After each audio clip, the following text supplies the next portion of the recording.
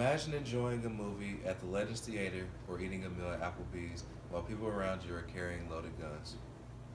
According to the Second Amendment of the U.S. Constitution, it states the right of bear arms. But in reality, it should state that guns are illegal. But that would never happen. Think about all the people that died from gun violence. In 2016, a total of 12,942 people have been killed in the U.S. in a gun homicide, unintentional shooting, murder, or suicide. The problem are guns, and we need a change due to all the gun violence. On an average day this year, 36 Americans were killed due to gun violence, and this number excludes suicides. According to the Gun Violence Archive, a nonprofit website that scores more than 1,200 sources to track gun deaths and injuries in the U.S., there have been more than 50,000 incidents of gun violence in 2016. The numbers include everything from homicides and multiple victim gang assaults to incidents of self-defense and accidental shootings.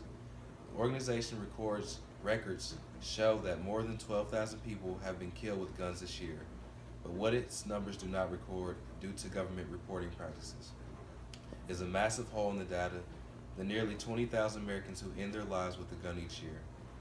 Nor does it already high injury tally capture the full extent of the victims who continue life with wounds and crushing medical bills. When the federal statistics for 2016 are released 2 years from now, the government's models will show tens of thousands more gun-related injuries.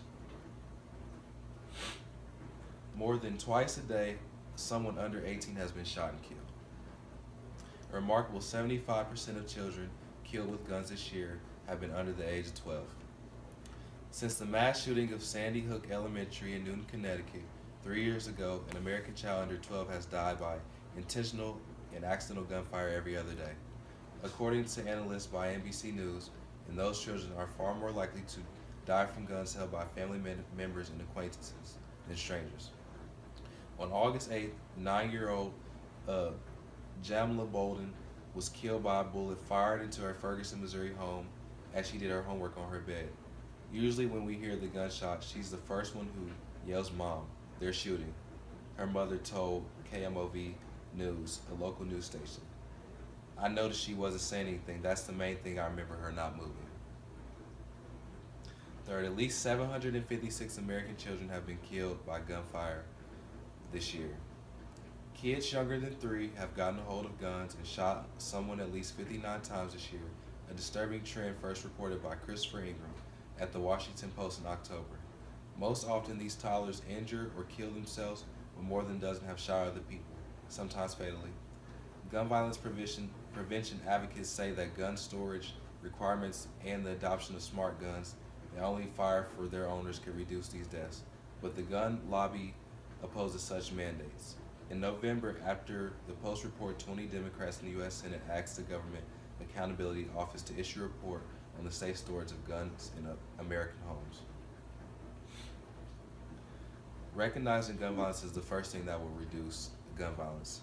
Also, establishing a culture of gun safety, recognizing gun violence as a critical and preventable public health problem, and also having the government restore the Centers for Disease Control.